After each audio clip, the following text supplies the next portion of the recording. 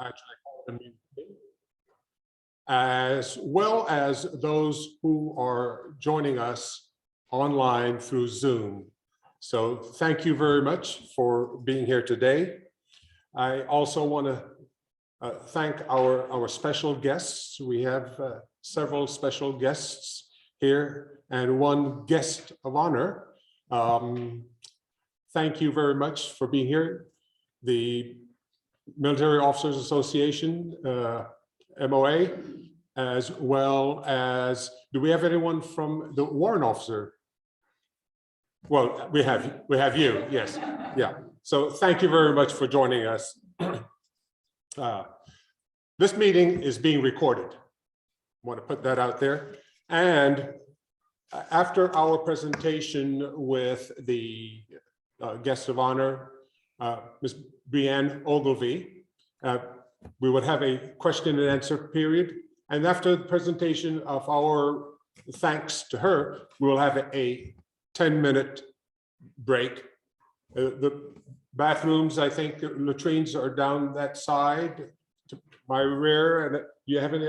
No, back there.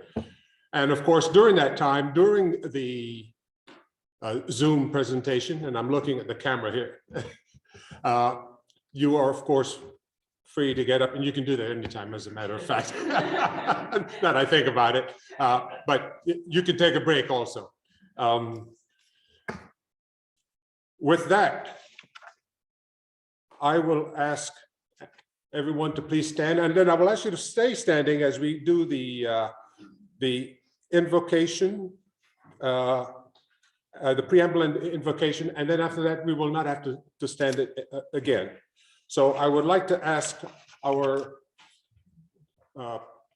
Deputy Commander, Lieutenant Colonel retired Ed Feig, to come and please give the invocation. Please bow your heads in prayer with me. Father, we thank you for the opportunity to meet in companionship today. Lord, in your name, we dedicate this meeting to all patriotic veterans and the assistance they require, the assistance they deserve. We know you are most aware of the infirmities with which many are afflicted. Be with them and their families. Be with us and also lead those who are in the most dire straits to become aware of and seek the help offered by our Veterans Administration. Lord, in your name we pray. Amen. Amen. Thank you. We'd like to ask Colonel Johnson from your seat, sir, if you could please lead us in the Pledge of Allegiance to the U.S. flag. Thank you. Pledge allegiance to the flag of the United States of America and to the republic for which it stands, one nation, under God, indivisible, with liberty and justice for all. Thank you. And now, if I could ask CW5 Wilson to please read our preamble.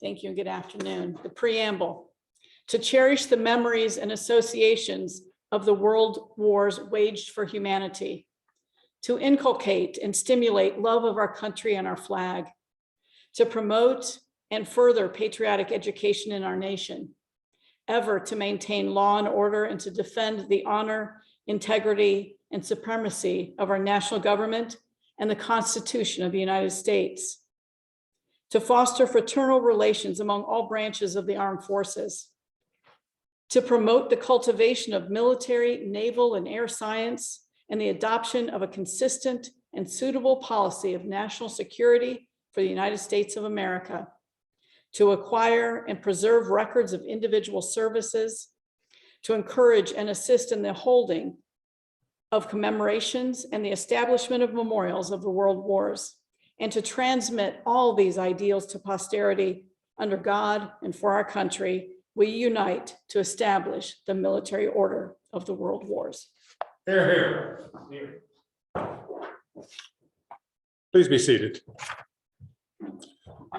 I failed to mention that at each of your seats, there are two documents. One is, of course, the agenda for this meeting, which you can follow along what we are going to be doing here today.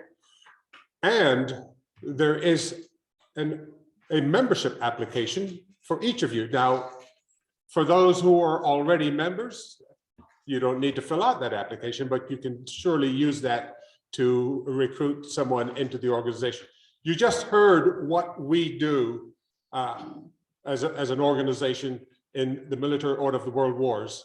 So I would encourage all of you that are not members to do consider joining our organization.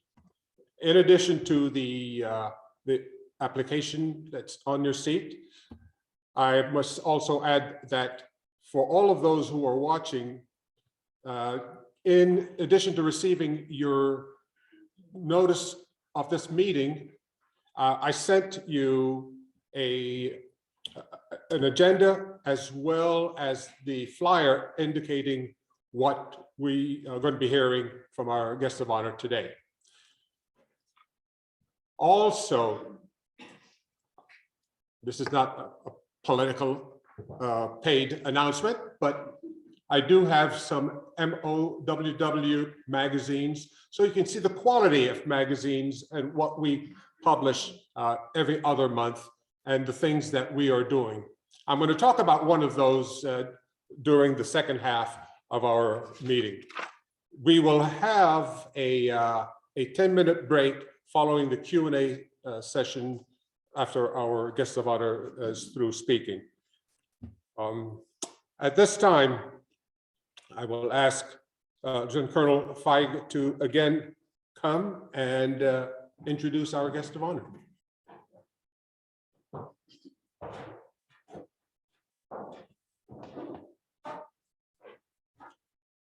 Many of us have interfaced with the Veterans Administration in one capacity, or whether it's in benefits, health, disability ratings, and many other areas.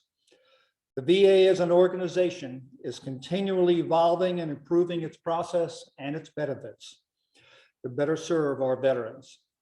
We are pleased today to have as our guest speaker an individual who has been closely involved with ongoing benefit initiatives in the VA. Today, she will focus on the latest law, known as the PACT Act, that expands VA healthcare and benefits to our veterans. By way of background, Brianne Ogilvie, after graduating from Wellesley College, received her Juris Doctor degree from Baylor University. In 2008, she began her career in the Department of Veterans Affairs and quickly rose through the ranks at ever-increasing positions of responsibility and complexity, to include the Special Counsel to the Chief Counsel for Operations, Chief Litigation and Customer Support, the Deputy Executive Director, Appeals Management Office, Executive Director, and for the Office of the Administrative Review. In 2021, she was appointed as the Assistant Deputy Undersecretary for Policy and Oversight. She's responsible for supporting the Deputy Undersecretary and ensuring the effective operation and oversight for 10 business lines and program offices. These services and programs consist of over 24,000 employees and over $123 billion in benefit payments to veterans, service members, their family members, and survivors. She leads the coordination of enterprise-level initiatives, projects, and procedural changes that provide veterans and claimants access to disability compensation, pension, education, vocational readiness, employment, transition assistance, insurance, and home ownership. Her career to date has touched all aspects of the Veterans Administration. Will you please join me in welcoming the Assistant Deputy Undersecretary, Brianne Ogilvie.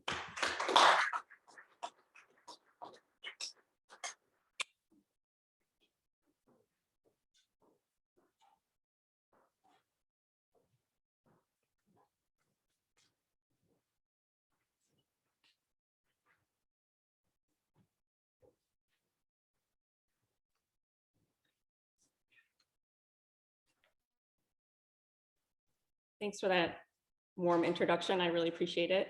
I will start while the slides are being pulled up. I was telling my sister-in-law here that I'm a VA executive or government executive. We don't go anywhere without slides. So hopefully you don't mind having some slides here today, but I did provide them. They are available for anyone to use and to reference back to, because there's going to be a lot of information today. So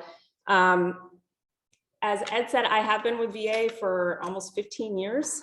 And I've most recently been an executive overseeing many areas of benefits, which includes getting the PACT ACT implemented at VA.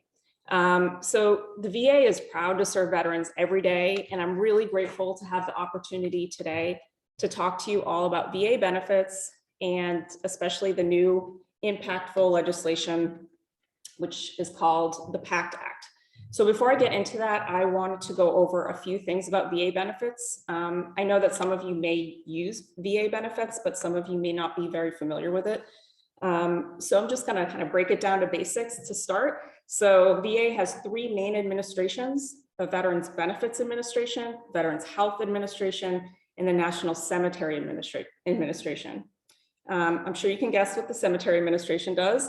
Health similarly is mostly providing healthcare to veterans through the VA medical centers and some community-based outreach or outpatient clinics. And they also provide caregiver support for veterans who need caregivers. There's a lot more that health does, but that's kind of the gist of the main gist of what they do.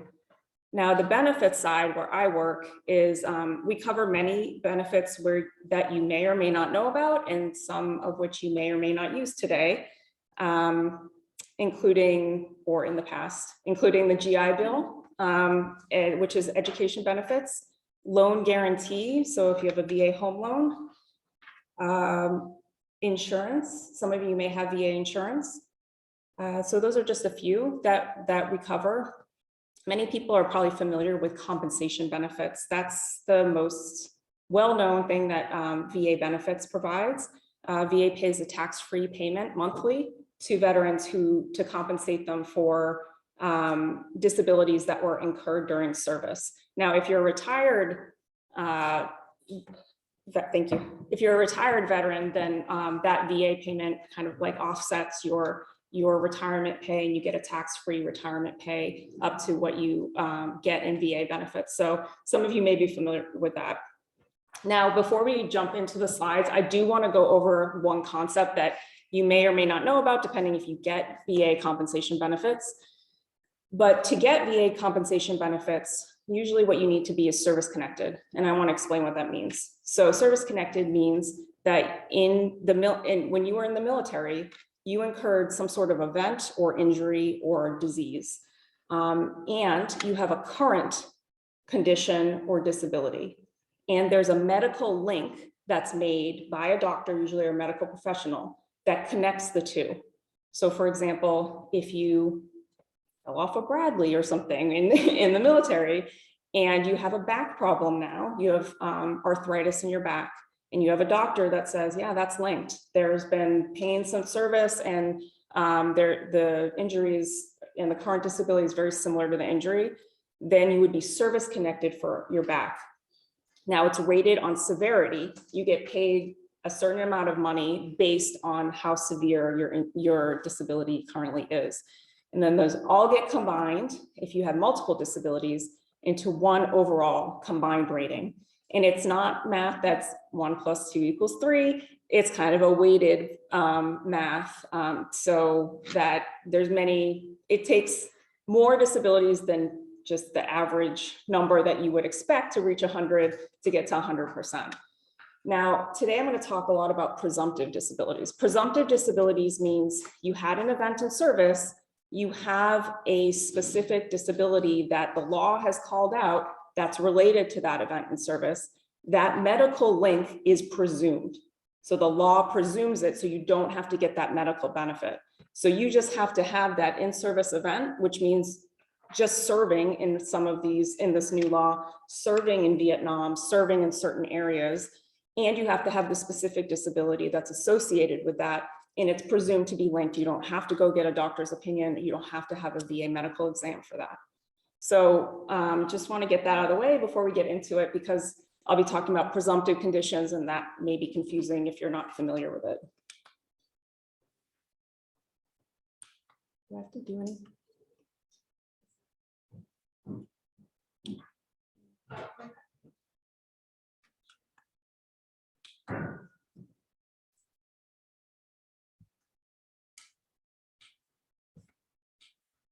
I can just, if you don't mind advancing it for me, I can just say next slide when I'm ready. Go to the next slide.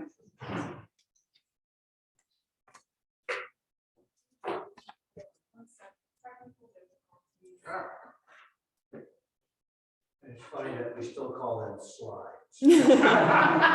I know, right? The old day we'd be flipping. On the overhead projector? Yeah.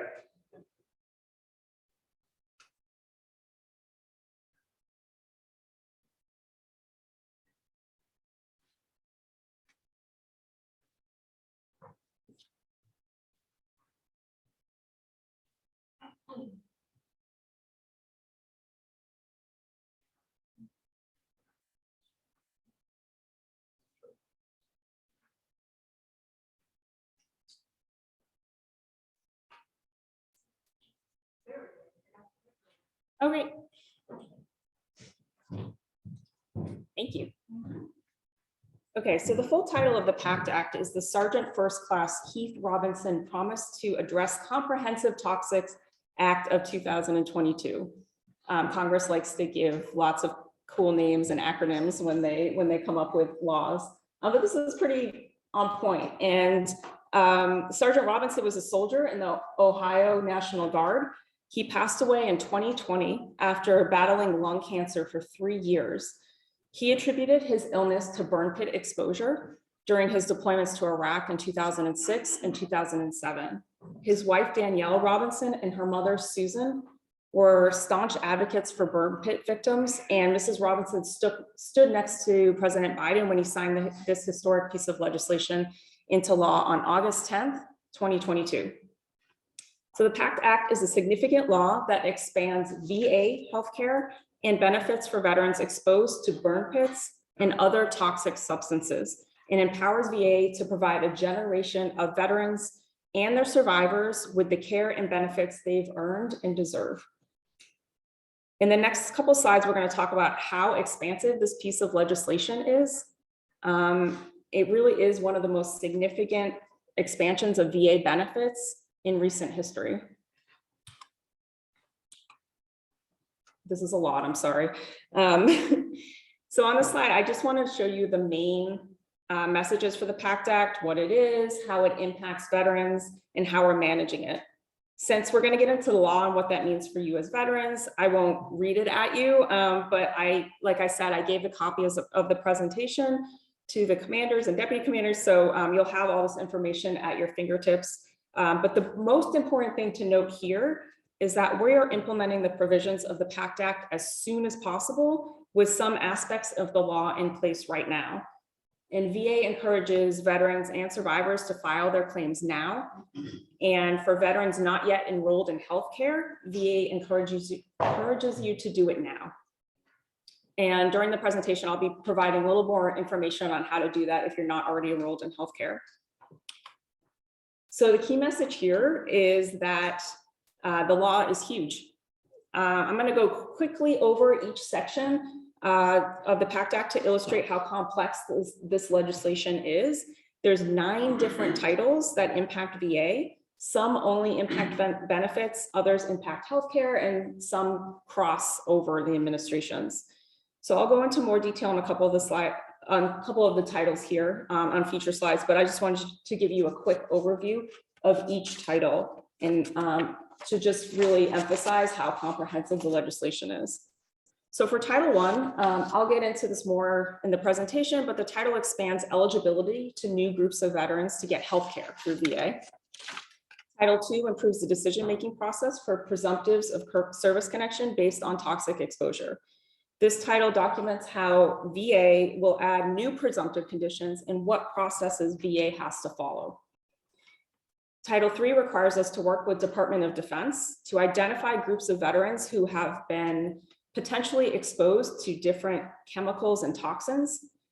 Title IV, I'll get into this in more detail for the requirements of Title IV, but that it outlines more detail on the new presumptives, the presumptives I was talking about of service connection based on different locations and periods of service. Title V talks about the different types of research VA has to do on different exposures, including additional studies and establishment of interagency working groups to look into toxic exposures and research that. Title VI requires VA to train on the PACT Act, which VA would obviously do anyway. We're not going to send our employees to work these cases without training them.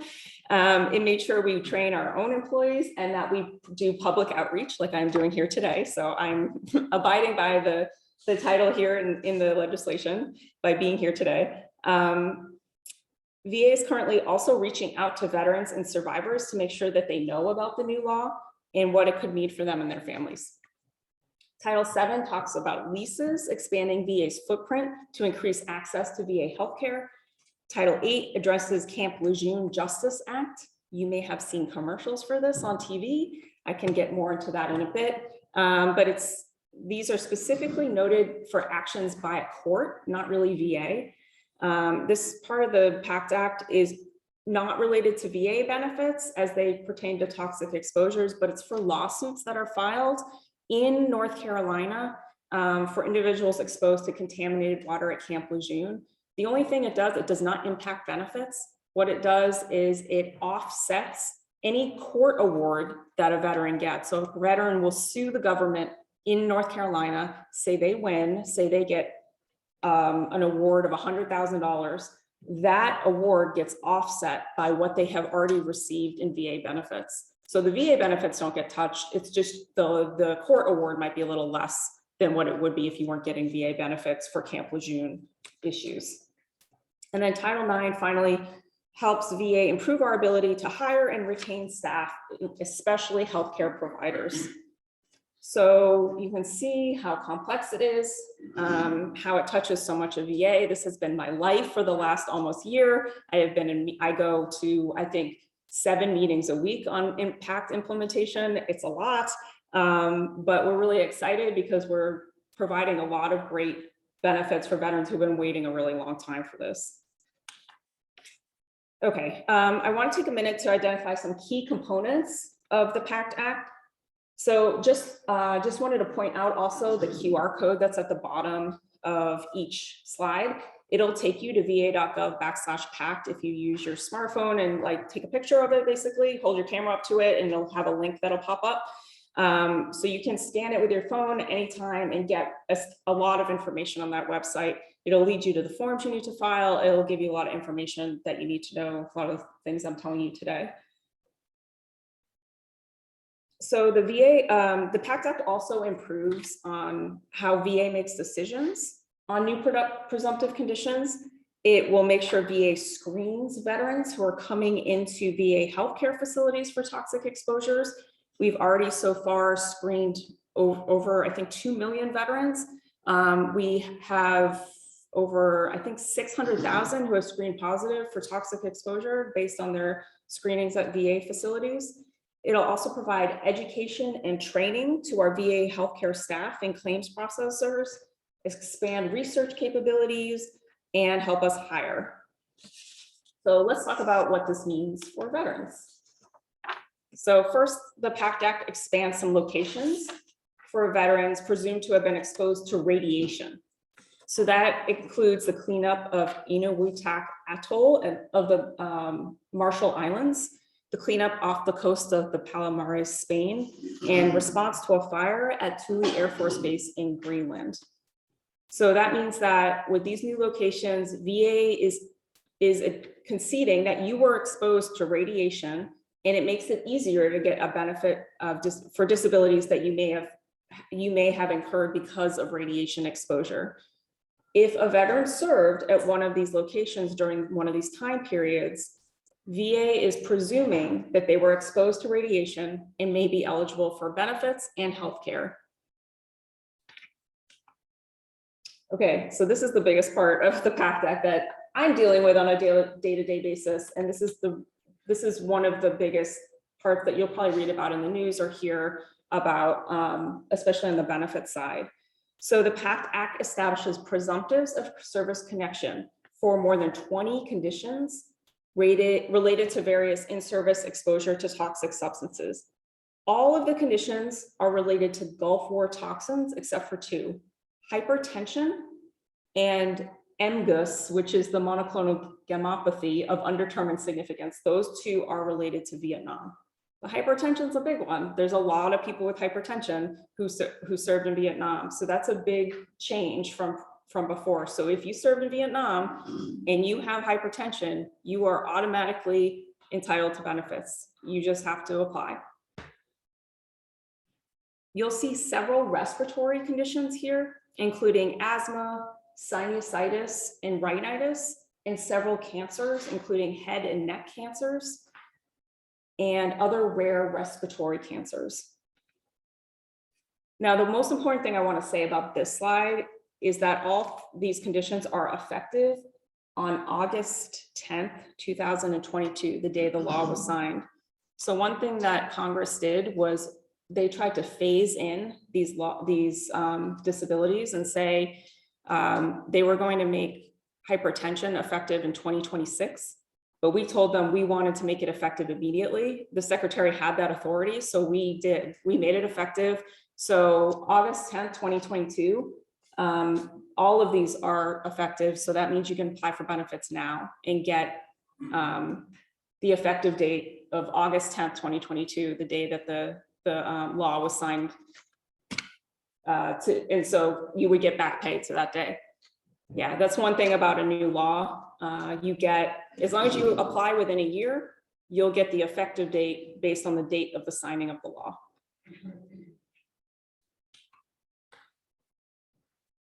So I mentioned about the toxic exposure screening for veterans. So that's one other thing that the PACT Act includes.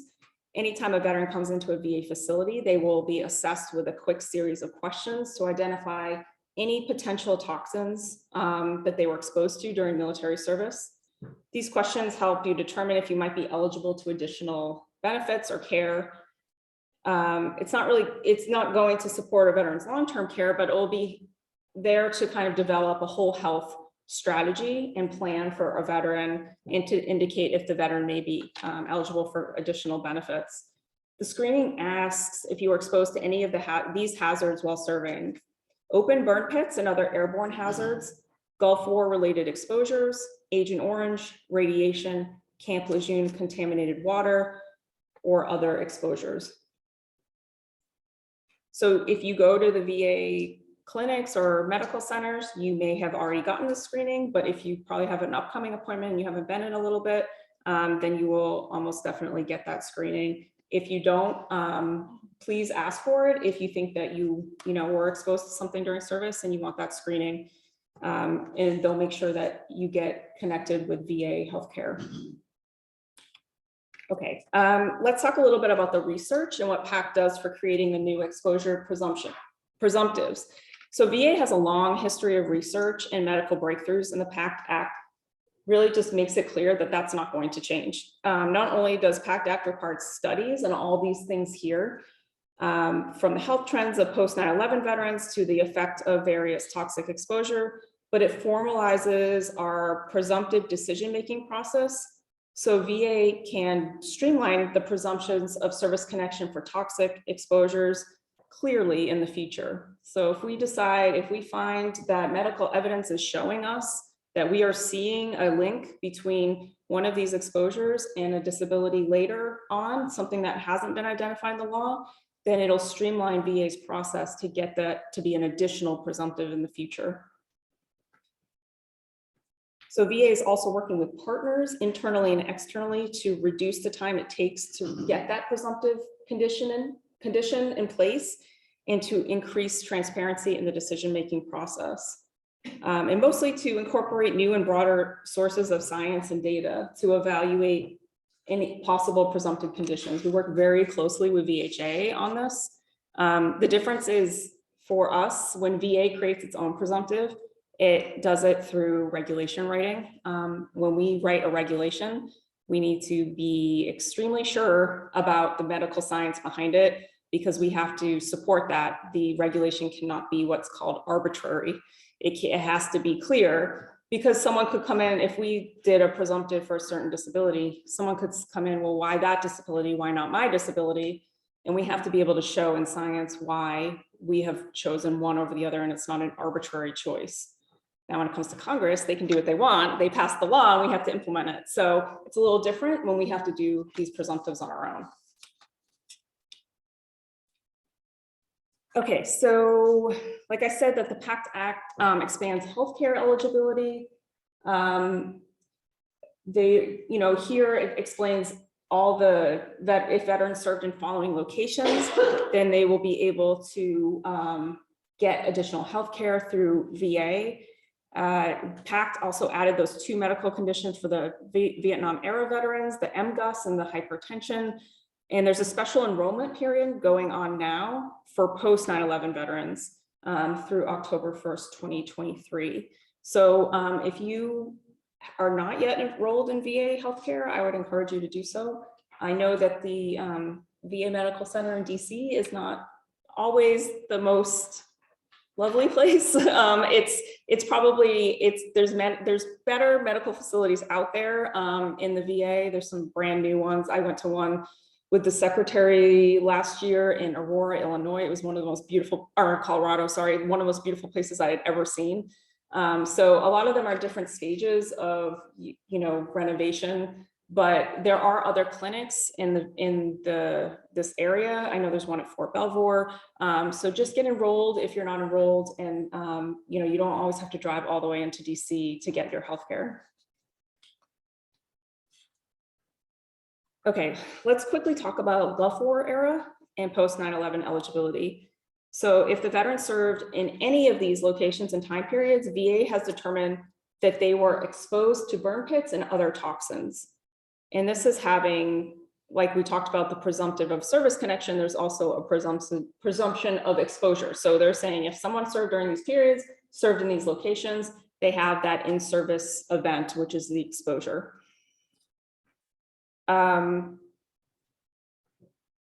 So this also, one other thing to know is that it also includes the airspace above these locations. So some people were in the Air Force. If you were not boots on the ground, but you were boots in the air, you may also be exposed, presumed to be exposed, if you have the disabilities that have been identified as being presumptive to toxic exposure, then you would get service connected for that.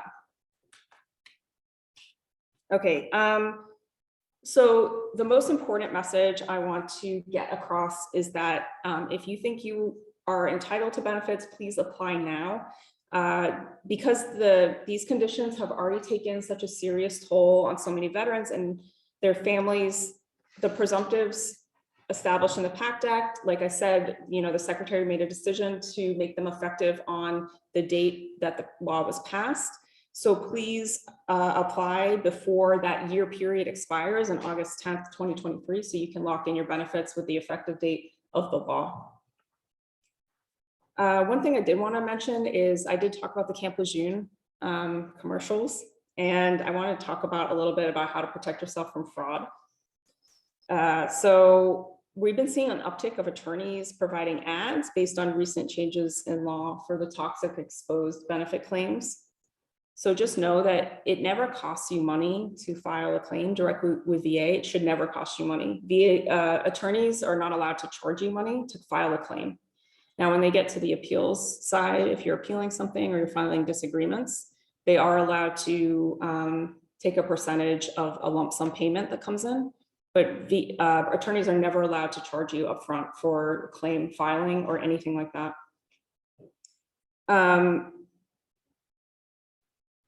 VA also works with what we call accredited representatives. So I'm sure many of you have heard of DAV, VFW, there's lots of veteran service organizations that represent veterans and assist with filing of claims. And there are, like I said, there are attorneys who are accredited, who are allowed to help veterans. VA makes sure that they are operating ethically and So we just want to make sure that you know that an attorney should never file or should never charge you any costs or fees to file any claims. And I would also recommend that you do not sign any contracts agreeing to pay any unauthorized company to help you file VA claims. We've seen a lot of bad actors out there and we're actively going after them, but there's one of the downsides of many of the pandemic was that a lot of the veteran service organizations, were closed for business. Their offices were closed and there was a little bit of a gap in service. So some of these organizations came up and started to try to fill that gap. And they have really been taking advantage of veterans, having them sign things that say that, we'll take 50% of your payment plus 50% of your future benefits for the rest of your life. Like we're seeing really, really egregious things that are really bad. So just don't sign anything for sure. If you're going for an appeal and you're working with an accredited representative, then that's different. But if you're just filing your claims, you should never do sign on anything like that, because some of these people might be trying to charge you illegal fees. Okay, so let's talk a little bit about survivors. So the PACT Act benefits also extend to survivors of veterans who may have passed away from one of the conditions. So the survivors may be eligible for benefits for what we call dependency and indemnity compensation, which is kind of like service connection for death benefits, burial benefits, and survivors pension. So there's also additional benefits that could be available to some survivors, which include education, training, and home loans, and VA healthcare.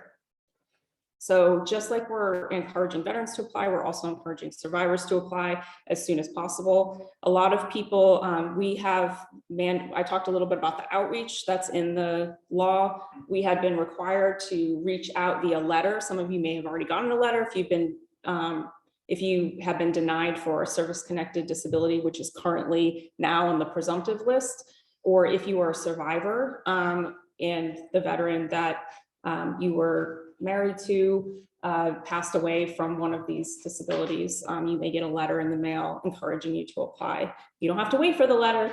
We're asking people to apply as soon as they can, but you may get a letter from VA encouraging you to apply. That's kind of what I just covered.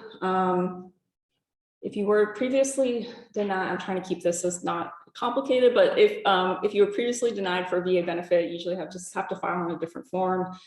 So just go to va.gov/PACT and it'll explain which form you have to use. Okay, we're almost wrapping up. I just have a little bit more information about how to apply for healthcare. So I know I had mentioned that I would have that. So if you're looking to apply for healthcare and you don't want to necessarily visit a VA medical center, this is how you would apply. Again, this information is all going to be in the slides so that you can take home with you. Okay, so that's the overview of the PACT Act. VA is super excited about this legislation. And like I mentioned before, the QR code at the bottom of the screen will take you to va.gov/PACT if you have any questions. You can also call 1-800-MY-VA-411 and it'll get you to where you need to go for lots of information, not just about PACT Act, about other things. So I am going to open up for questions. I would just encourage you, if you have a question about your specific claim, to save that for afterwards so you can talk to me personally rather than share it with everybody.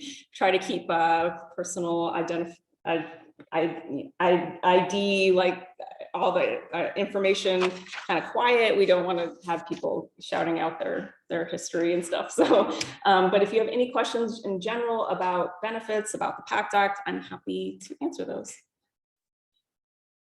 Yes. Your slide said that on the new presumptive conditions, it had hypertension and it said Vietnam era veterans.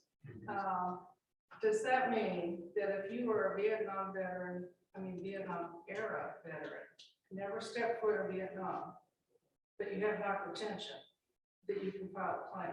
No, you have to, so the presumptive of the toxic exposure that caused the hypertension comes from being in Vietnam. I know, but your slide said Vietnam era Right, veterans. yeah, so it is Vietnam era veterans who served in Vietnam. Okay, it should add that to it because I'm a Vietnam era veteran and I never stepped foot in Vietnam and I have hypertension. And to me, that slide says that I'm eligible. Okay, So you might want to clarify that okay. on the slide. Sure.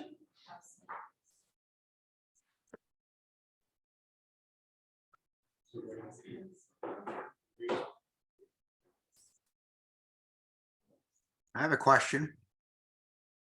Go ahead. Can I go ahead? Yep, go ahead. Yeah, this is Harry Jones. You know, before the PACT ACT, the word on the street was it would take about a year to get a upgrade on your VA compensation. What's going to happen now? We got 5 million new veterans applying for hypertension. How are you guys going to handle it? How long is it going to take? Yeah, that's a great question.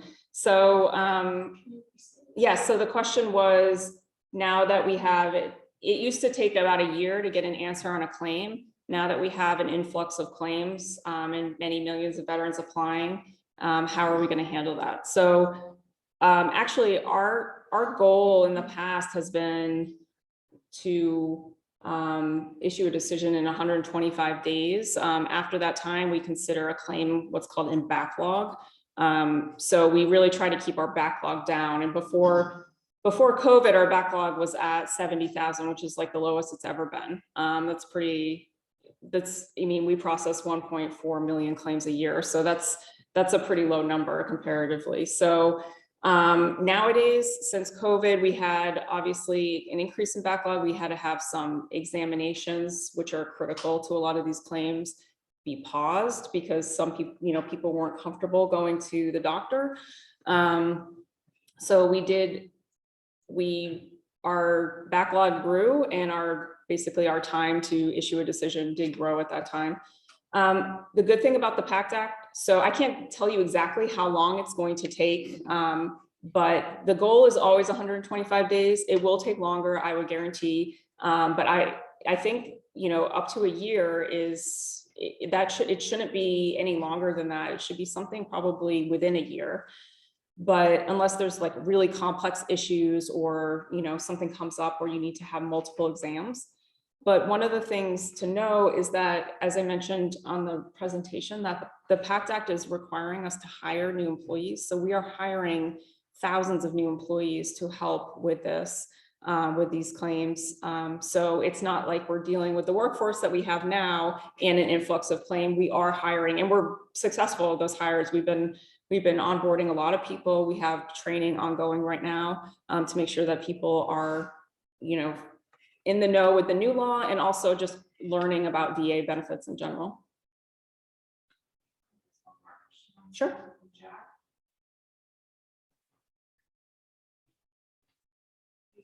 Lou? Jack, you can go. Okay. Trying not to just jump out of turn there. So I guess as sort of an addendum to Mr. Jones's question, if you filed a letter of intent, even if you're going to upgrade your rating, I would presume that even if you go beyond a year, if you've filed and, for an update to your, or an additional claim, I guess is the way to put it, you're okay. And the presumption is that any compensation for example, is going to be backdated to that letter of intent, correct? Or that form of, that intention to file, I guess. Intent to file, yep. Yeah, so the question is, if you file an intent to file, even if you filed that within the year after the law was passed, do you still get that backdated, the effective date if you eventually file your claim afterwards? Yeah, so the intent to file is a form that VA allows you to file that gives you an extra year to file your benefits, and it preserves the effective date from the date that you filed that intent. Yes, I believe that's the case. I'm gonna double check on that when I get back to work on Monday, just to make sure I'm not giving you incorrect information. But yes, I believe it would go back to the date, the intent to file, and then that would go back to the date that the law was passed. Now, you talked about intent to file for an increased rating. Intent to file is usually for service connection, which is what the PACT ACT has to do with. If you have an increased rating, that usually gets filed directly, and then the effective date goes to your claim or to when the increase was shown, depending what the medical evidence shows. Thank you so much. Yep. Yes. I'm interested in process. Okay. You get the claim. Pull the curtain back. How is that claim? Is it done by panel? Is it done with medical doctors? And then finally to adjudication of a rating, whichever. Could you just kind of go over the process? Sure. So the process is actually pretty cool. So the claim, a lot of claims are actually automated when they're filed. So they get established in a work queue as soon as they're filed. Like, we have bots that read the claim and establish it in our system in a work queue. So then it goes in order of capacity of the regional office that needs work and the order of claim that's received. So for example, we have this program called National Work Queue. Back in the day, if you filed a claim, the regional office in your state would look at your claim. Now, the claim will go to any regional office with capacity. If they have extra room to take a case and your case is in the queue, it'll be distributed to that regional office. VBA, Veterans Benefits Administration, works like a production line in a factory. We have people, the first part is to, once the claim is established in the work queue, it's to go to an employee who looks at the evidence and gathers evidence. So veterans are able to identify evidence that is pertinent to their claim. They're able to submit their own evidence if they don't want VA to get that evidence for them. And so they'll order the records that need to be received from the VA Medical Center, or they'll order the private medical records with authorization from the veteran. And then they'll look at the file and they'll see, do we need a VA opinion, an examiner's opinion, to look at the veteran and make a medical opinion as to whether something that happened in service is related to the current disability. Now, for the presumptives, you don't always need that, but you might still need an exam to determine the severity of the disability, because once you're granted, they are going to determine your rating based on your severity. So they'll put in an order for an exam. Now, most of our exams are contracted out through many large contractors. We have, I think, 4 contractors nationwide that work exams, and worldwide, actually. So you may get a call for an exam to report to an exam, or many exams, depending how many issues you filed. And then you would go and talk to your examiner. The examiner will write a report. It'll come back to the file. And then when it's called, we call it ready to rate, it goes to the next step in the process, and it goes to a rater, who is a more senior person who will review the case and make a decision. Now, if there's a grant, then afterwards it goes to the payment stage, which is called authorization. They authorize all the information is correct, and then they issue a payment, and it's usually direct deposited in a bank account that you would write on your form when you apply. And a lot of times the deposit comes before your decision comes, and you might get some money in your bank account and you're not really sure what it's for. But it's very fast once the decision is made, that the money goes into the bank account. Thank you. Yeah. Yes. Is there any assistance for dependents? My husband and our 2 sons were at Camp Lejeune for 3 years. Okay. Donna's had one form of cancer. I've just gotten over breast cancer. And at Christmas, our son came, he's 56. He came for a visit over Christmas, and he told us he has prostate cancer. Okay. So is there any assistance or anything at all that would help you? Yes, so I will get you a link to the right page on that. It's not Service Connection like is available for veterans, but there are a lot of other health, there's VA healthcare that's provided, and there's other opportunities for dependents who are exposed to the contaminated water as well. So I'll get that to you after this. Okay, thank you. Sure. Yes. Hi, I'm a post 9/11 that got to visit many of those countries that you listed up there. I have one of the service connected or the presumptive illnesses, so I'm going to be applying for a claim. What about all the other things I have, the bad hearing, the apnea and stuff? Will that all be rolled into that too then, or since it's my first claim I'm filing? So. Oh, sure. So you are welcome to file for whatever disabilities you incurred in service. These are just ones that are identified under the PACT Act as presumptive, so you don't have to prove that length. Right. If you had hearing loss or any of those things diagnosed in service, you really don't have to prove the link either, because if you still have them and you had them in service, then there's this continuity. But for everything else, you have to go through those stages that I was talking about. You have to prove that you had it in service, you have to prove you have it now, and then there has to be a medical link. You don't have to provide that medical link. If you have a doctor who will write a statement saying the secret language is it's at least as likely as not, which means it's at least a 50-50 chance that you were, what happened in service is related to your current disability, then you can submit that and they shouldn't even have to get an exam for you. And then they can grant it. Sometimes they'll do an exam because your current records don't show your severity. The way we rate on severity is by things that are in regulation. It's very specific symptom related things. And a lot of times if you go to your doctor for treatment, they're not measuring some of these things. They're not measuring the angle where you can move your back. They're not measuring, there's a very obscure test they use for hearing loss. So there's some things that unfortunately, because they're still in regulation, VA examiners have to do those types of tests.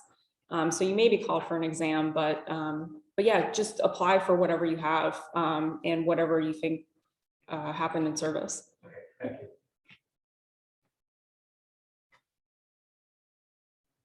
Any other questions? Okay.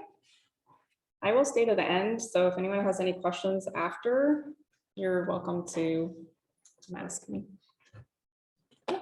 Thank you. We thank you so much for this informative briefing. I didn't know that much when I read in the paper about the PACT Act and that, but I certainly drove home the fact that it's a game changer as far as for veterans and how to apply and such. And on behalf of the MOWW, I'd like to just present to you some flowers here. I know it's Valentine's Day. It doesn't substitute what your husband will give you later on in that, but we do thank you for coming. Thank you. And before you do leave, just so you remember us, and I know you will, the coin, Military Order of the World War coin, and that you can proudly display. I want to thank you again so much. Thank you so much. Appreciate it.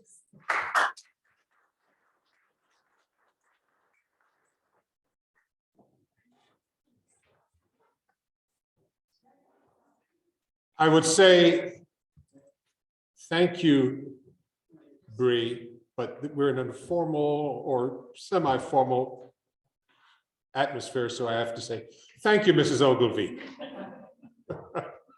Okay, at this time, what we would like to do is take a 10-minute break, and I think Brianne is also available if you want to get some more questions asked that are personal, or if you care to wet your whistle, have a little bit of something, please do so.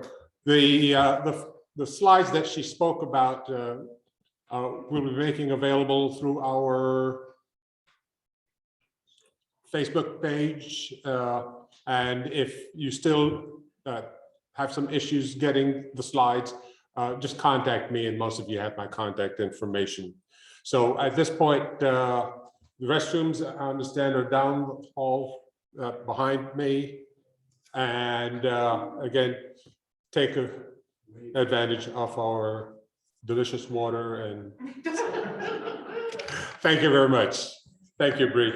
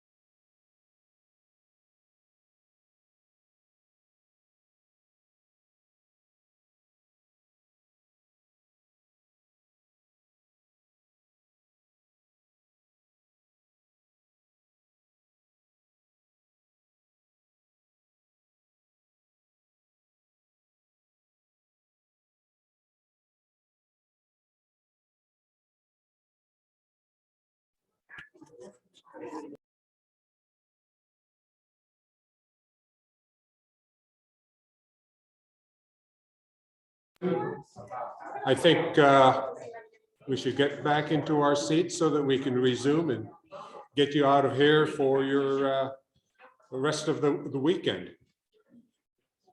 Folks on Zoom, I trust you are back in front of the computer and ready to rejoin us.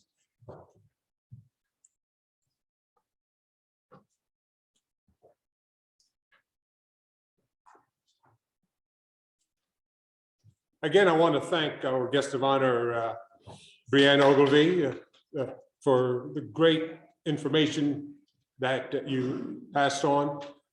As I was listening to some of the things that you were saying, I, of course, was relating to my situation, who I don't recall how many years I went without applying for my VA benefit. My thought was, I'm in good health. I don't need to do that. Until my daughter-in-law said to me, "No, you've earned it." And so I applied with her help, and I encourage you, if you haven't done so, please go ahead. And the other factor is I am associated with service from the VA hospital.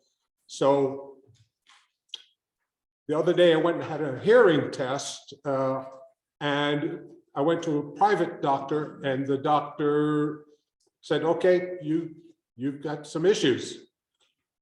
And here's how much it's going to cost you for hearing aids.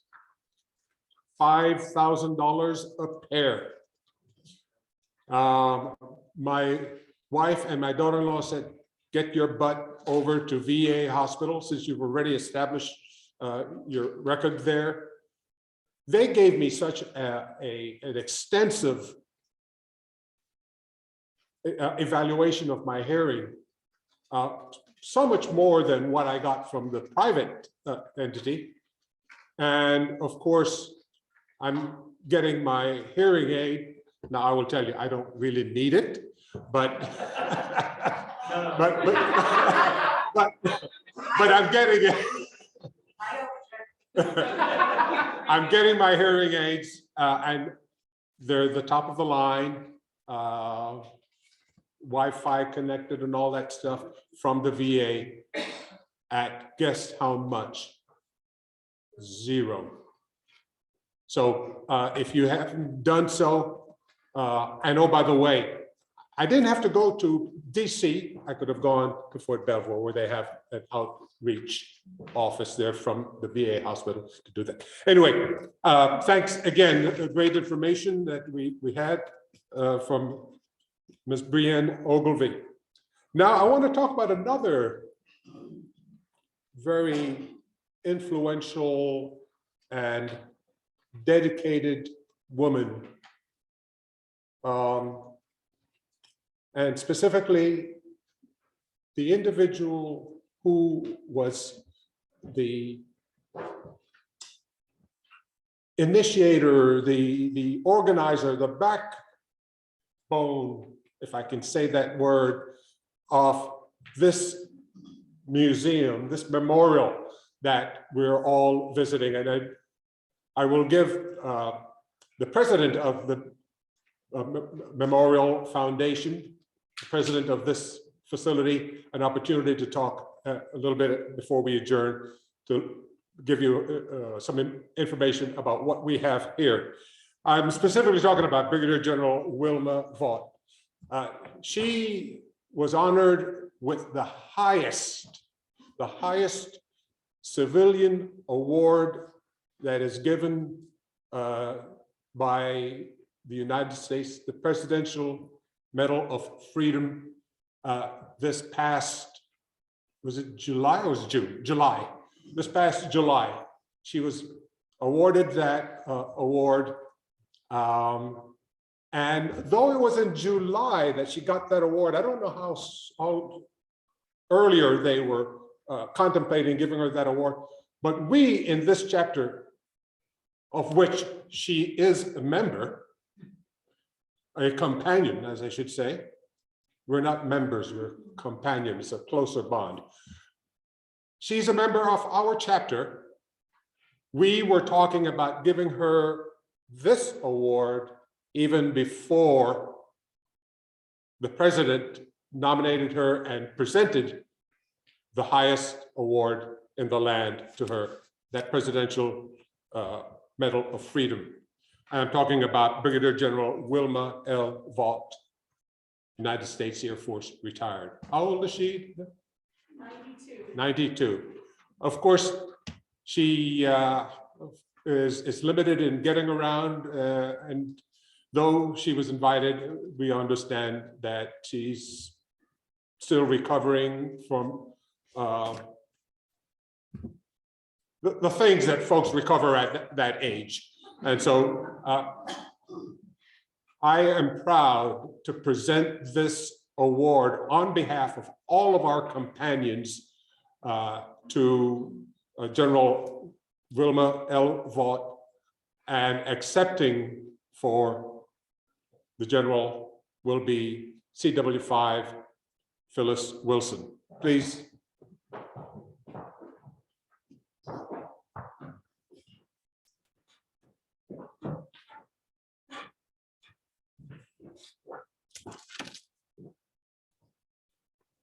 Please read the citation.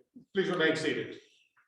The Military Order of the World Wars presents the Silver Patrick Henry Medal to Brigadier General Wilma L. Vaught, U.S. Air Force retired, for her decades of extraordinary service to the nation, first as a member of the United States Air Force, where she blazed trails, achieved many firsts, and pioneered opportunities for all service members, and later as a tireless driving force behind the creation of America's only major memorial to honor the 3 million women who have served the nation in peace and war, changing the face of monumental Washington for all time.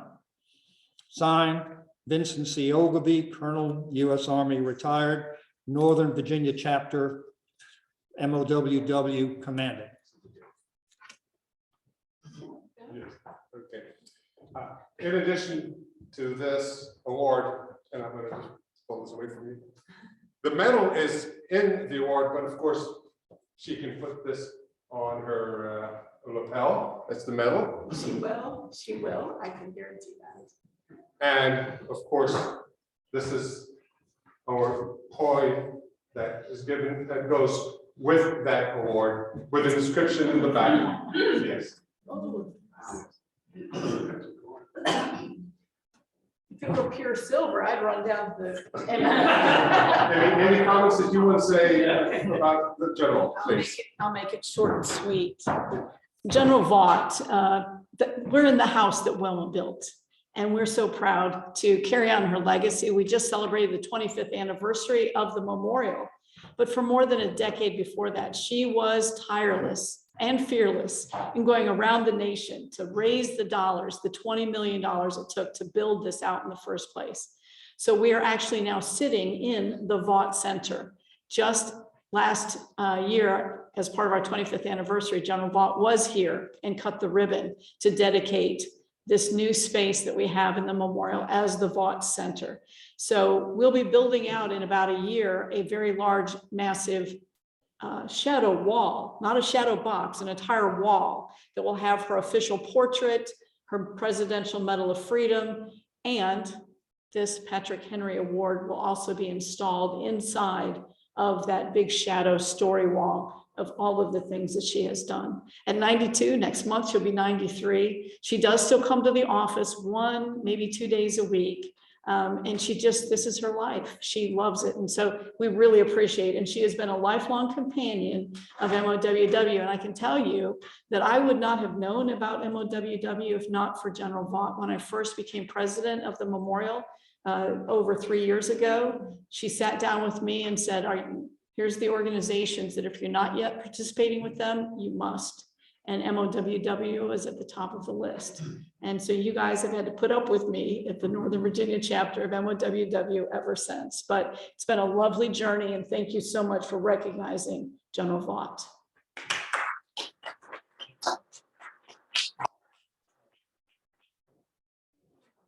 I was telling Phyllis, don't go too far. You heard how she became a member of the MOWW. Well, in those short years, she has been pivotal, has been, I should say, instrumental. My right hand when we started to bring this chapter up to what it is today, and we're still moving forward. And again, with the application that is on your seat, you also, I hope, will fill that out and become a member of our chapter. And for all the work that you see in this museum and the opportunity to host you and our Zoom guests here in this museum is attributable to one person, to Phyllis. Now I'm going to ask you to stand here in the center because we have some presentations to make.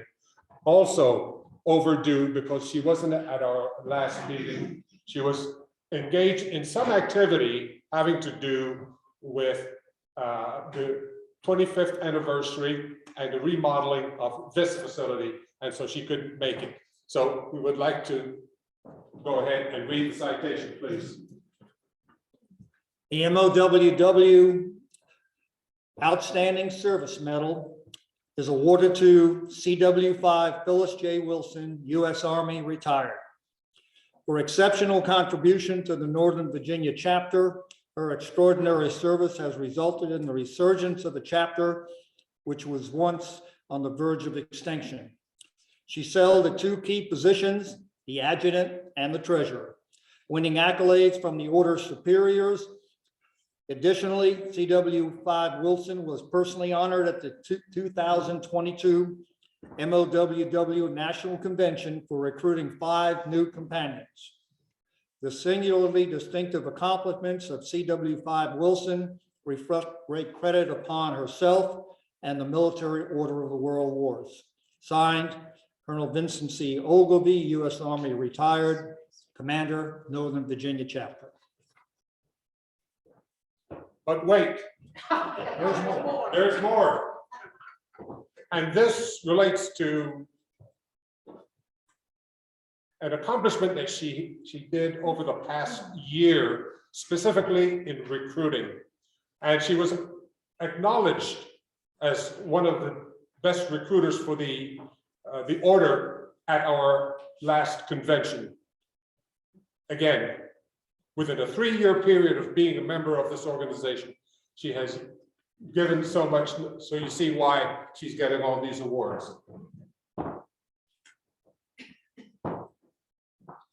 The MOWW Outreach Service Medal is presented to CW5 Phyllis J. Wilson, U.S. Army, retired, for her exceptional outreach and recruiting achievements. This award exemplifies the myriad of outstanding accomplishments of CW5 Wilson and reflect great credit upon herself and the Military Order of the World Wars.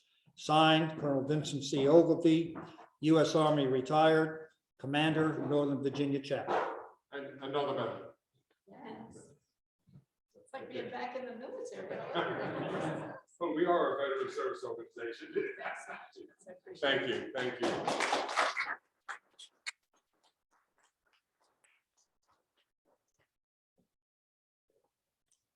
Now I want to talk about something that we in this organization is engaged in. And someone earlier asked me, what are those programs that we support and sponsor?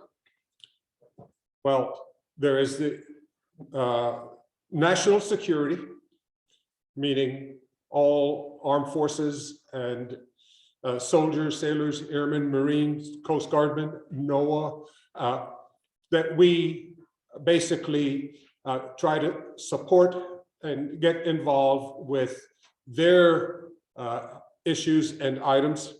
Homeland security, scouting recognition, veterans affairs. You saw that today we focused on veterans affairs concerns and issues, public safety and law and order, ROTC recognition, working with the cadets in both junior ROTC and college ROTC. And the one that I want to talk about right now is what we refer to as patriotic education. Now, I know that patriotism seems to be a word that folks want to hijack for the wrong reasons. Patriotism is patriotism, love of country, knowing the country, knowing the Constitution, knowing how our government works. And that is patriotism. And we have a program that is called the Youth Leadership Conference, which is a 3-day, 3 nights, 4 days event that we provide scholarships to students that are in the 10th and 11th grade to go and attend this Youth Leadership Conference down in Jamestown, Virginia, where they're right there next to Yorktown, the Jamestown settlement, and of course, Colonial Williamsburg. And we provide these students leadership training, team building effort, as well as learning about our government from government officials, private industry, commerce, finance, and basically give them an opportunity to become better citizens. Now, we do this this year because we haven't had it the past 2 years, and you can understand why. We are having 3 sessions, and folks are coming, or we have invited folks from all across the East Coast. On the table with all of the Officer Review magazines, there is one full issue of that magazine dedicated to the MOWW Youth Leadership Patriotic Education across the nation. It's not only here on the East Coast, but if you do care to take a look in that book, in that magazine, you will see all the different organizations and how those conferences and seminars are conducted. And I have reached out to most of the education offices in the counties that we support and asked them to nominate 6 students. Now, needless to say, there's a cost. There's a cost because they're fed, they're taking on these tours that I mentioned at those locations, and we have folks coming in to provide instruction as well as briefings and so on. So the cost per student is about $350. Our chapter is sponsoring six scholarships. And what I am going to be reaching out to my companions is to volunteer, if they wish, to sponsor 1 or 2 of those 6 students. Or if I get more, then we will reach out to my contacts to get more students involved. These sessions are at the end of April, beginning of May. Another session that's the 4th of May to the 10th, I think. And then another session, the 3rd session, is right after Mother's Day. And we have those students coming in from all across the East Coast. So if you are willing, those are on Zoom, I'm of course reaching out via email as well. Those that are here, if you wish to assist us to provide a scholarship, what we're saying to the students, you pay $50 and we will cover the rest.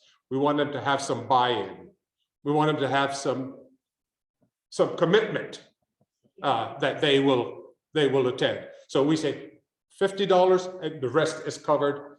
And of course, when I have a sponsor for one of those scholarships, we're going to make a big deal out of it with the concurrence of the sponsor and the cadet by having a ceremony like this where we recognize those individuals. So that is about our youth leadership conference that we're going to be hosting. And this is, I should also add that it's not just my chapter, Northern Virginia chapter, but the chapter in our what's called a fourth region that is working together to fill these slots. And that's why I say folks are coming from all across the East Coast. We've got the Wade chapter, which is in DC. We've got the Meade chapter, which is in Maryland.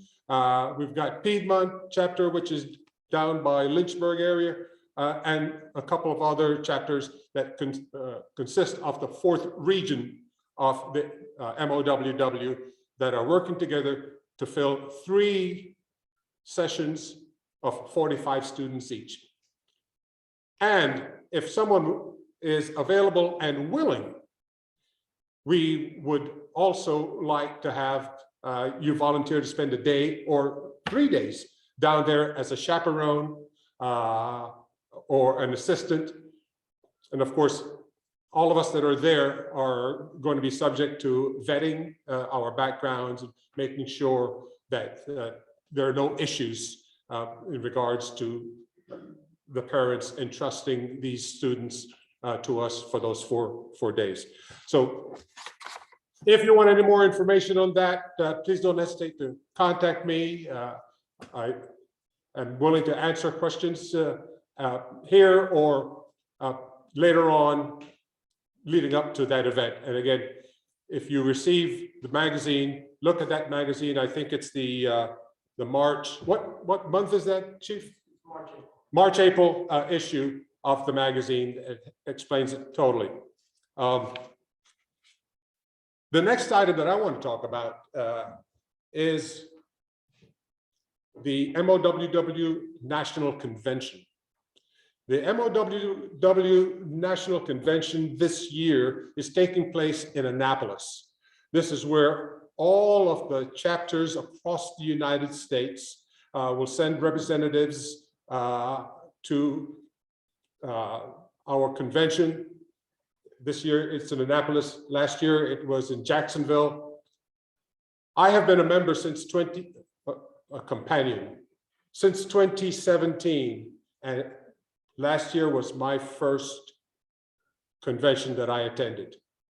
I'm remiss in not going to the previous ones, but when I attended the one in Jacksonville and saw how it was done, I was very, very sad and disappointed that I missed the previous conventions. I encourage you, if you are a companion, if you're going to join our organization, Annapolis is in our backyard. It's close by. There's no flight requirement. Please do attend.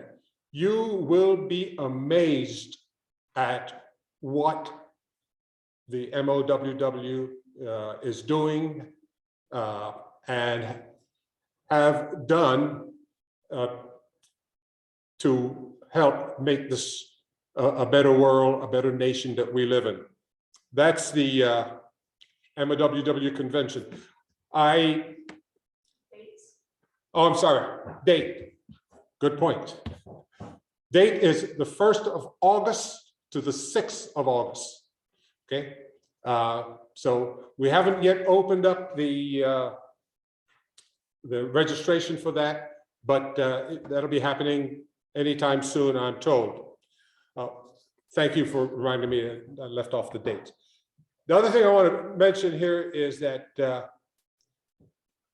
someone who didn't cross the LD on time, but he at least made it to the battle, is our national headquarters chief of staff. And I want to introduce him here right now.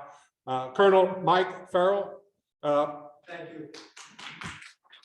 Thanks for coming, sir. Okay. United States Marine Corps. Do you have anything you wish to pass on to my companions? That's a dangerous request. Please, come on up. There's no big hook, so I am a retired Marine colonel, and so the tendency is once you get an opportunity to start talking, it's really hard to get you to stop. So, all right, well, Vince, thank you for inviting me. I really do like to get to these meetings because I was not a companion before I took over as the chief of staff at the national headquarters. So every time I go to one of these meetings, I learn something new. And I try to get to as many as I can. Unfortunately, I haven't been to all that many. I've been down to the Virginia Piedmont, I've been over to PG County, and I've attended a few of these meetings on Zoom. I really enjoyed the trip to Quantico. That got me back to a place where it all started for me. So this your last meeting. I will encourage everyone to attend the convention. We're working really hard on making that the best experience for our companions as we can. Brianne, I apologize for walking in late. I knew that was my misunderstanding of the time distance and the security problem at the front gate there. Well, not the security problem. I didn't anticipate the time to get through it. So sorry. Vince, I am totally unprepared to speak, so I will exit stage left and just say, I encourage you to participate in the Youth Leadership Conference event, and also to throw a plug out that we are planning a national youth leadership conference. That will, the goal is to kick that off in 2024 in the Washington, D.C. area, where we take students from all around the country and run them through a similar program to what our youth leadership conferences currently entail. But do it in the national capital region so that they can see how our federal government operates, and similar to what the American Legion does with their Boys Nation, Girls Nation program, but take them around to all the different agencies and get a chance to experience some things eyes on, hands on, so to speak. Phyllis. You're talking about the convention. Yes. And for companions, can you talk about the ancillary events for the family members that join them? Sure. So there are, and I don't have it committed to memory. Typically we start this thing off with a golf tournament. That happens on Monday. If you're a golfer, you can come out and participate in that. And then there's a series of tours that we have scheduled that will run from Wednesday all the way until Saturday. We're doing a tour of the Naval Academy. We're doing a historic Maryland Capitol tour. As you know, Annapolis is the Maryland capital. And that will involve some of the homes of the founders, as I understand it. And then there's a lighthouse tour, which involves a little bit of a boat ride. And then there's a walking tour of the downtown area. And then we're having what we're calling a taste of the Chesapeake dinner, where you can sort of sample the different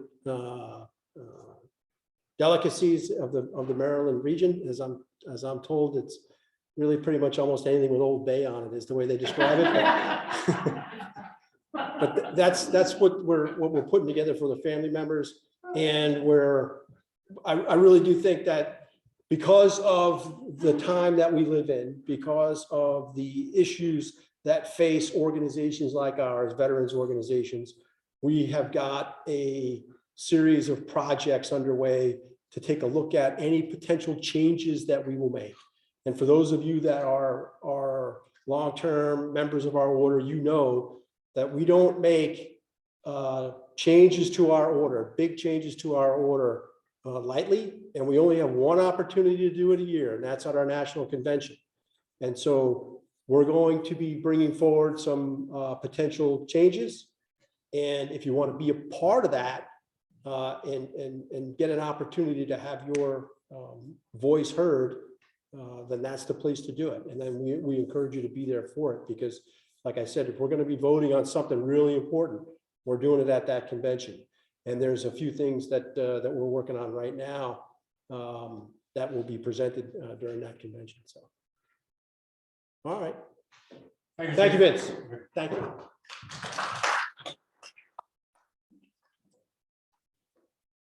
Says on the agenda, closing comments. But before I do, I'm going to ask Phyllis to come up here one more time and tell you a little bit about this facility, this organization that she so ably runs and steers and leads. So Phyllis.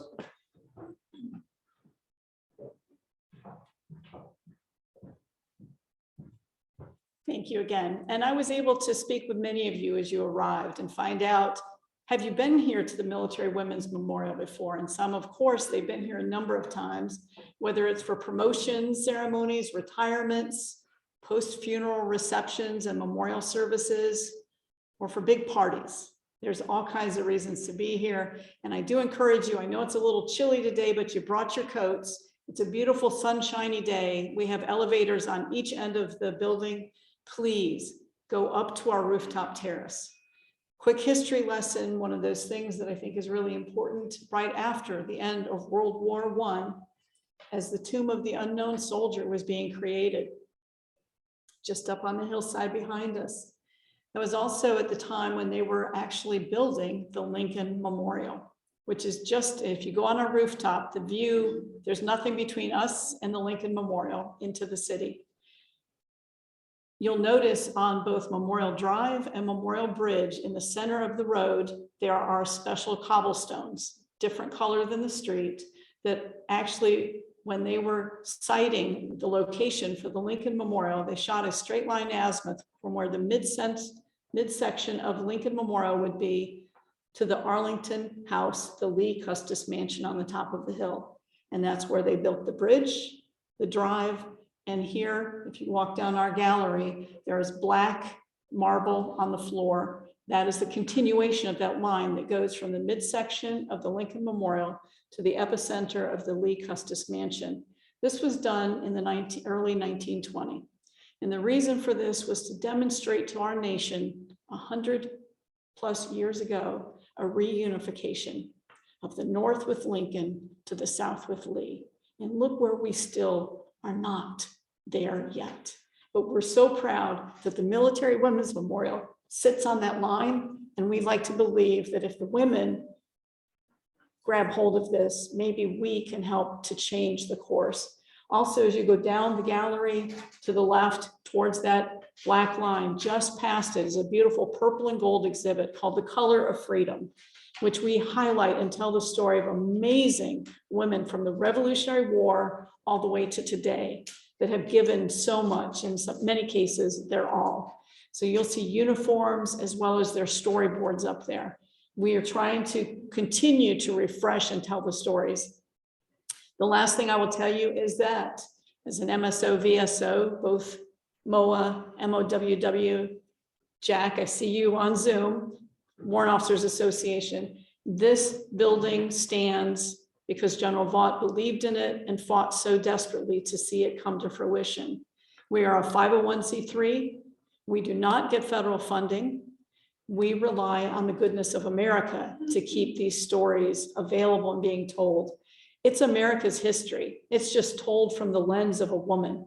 It's no different than if we tell it about Audie Murphy or any other story. It's just we're telling it through Charity Adams Early, the commanding officer of the 688, and now that unit has received the Congressional Gold Medal. We're also working this year up on Capitol Hill to get the Hello Girls, the women of World War I, the switchboard operators that General Pershing himself requested, demanded that they be sent over to France. And Grace Banker, one of the senior the senior woman of the Hello Girls, because back in the day, switchboard operators, how did they answer? Hello. So they became Hello Girls. There's one of the magazines over there from MOWW. I wrote the article that's in there about this incredible group of women. We're fighting on the Hill this year. Senator Tester has also introduced the bill to get them the Congressional Gold Medal. So we require sponsorship and donations, just like so many other organizations. And so it's just a question of, are we in your wheelhouse that we deserve to be taken care of? These stories don't just happen by pure magic, and we need the help. But we are so proud to open our doors 7 days a week, free admission. Please come and take the time to wander these halls, learn about these young women that gave their lives as combat medics in Iraq, that gave all they had, that were prisoners of war in World War II, that most people have no idea there were women that were POWs. And next month, I encourage you, we're doing a dinner at the Marriott Marquis in Washington, DC. It is $150 a plate. It's totally worth it. Jessica Lynch, 20 years ago, was taken as a prisoner of war. She will be our keynote speaker that night. And if that's a little rich for your blood that evening, we will be hosting a fireside chat here in our gallery on March 19th, Sunday afternoon. Beautiful ensemble from Pershing's Own, all women musicians playing all women composer music. Sorry, it's out there. We're going to take advantage of it. And Jessica Lynch will be doing a fireside chat here free of charge. There are Eventbrite tickets that are required, just like for this one, but that's just so we know to have enough chairs and, again, enough refreshments out there. So take advantage of what's in your own backyard to learn this history and to meet Jessica Lynch. She's 39 years old. She was 19 when she was taken prisoner of war by the Iraqis, and she's still having surgeries to this day from all of the trauma that she went through as a result of being that POW. So it's great stories. It's a great way to refresh the information. Hard to believe it's been 20 years since the Iraq War started, but thank you so much. Thank you, thank you, thank you. Please don't go too far. I'm going to call on you again. But let me just say again, thank you so much for joining us here. I really appreciate your participation, your attendance. Thank you, those of you who have Zoomed in. Thanks for tuning in, and I hope this has been meaningful for you. Again, I want to thank you for letting us use this wonderful facility. And Chief, thank you, as well as our honored guests, my daughter-in-law, and of course, our guests of honor and also honored guests from the other VSOs, MOA, and so forth. Thank you for being here. Our next chapter meeting will be, I think, it's also on your program, on the 11th of April, and we're looking to have another distinguished honor guest to address us at that meeting as well. It's going to be a surprise. We're working on it, and I hope you will join us then as well. More information on that to follow. With that, I will ask Phyllis to read the benediction. Thank you, sir. Please bow your heads.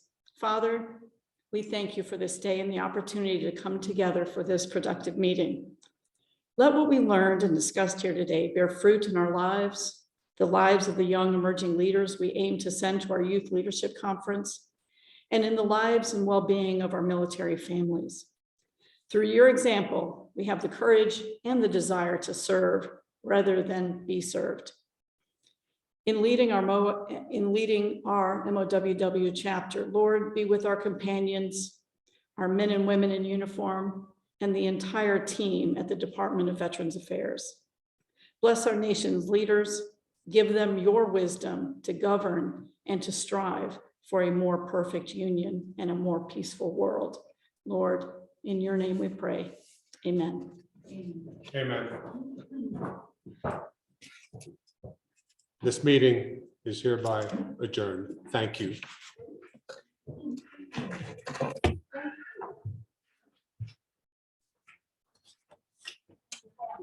Thank you.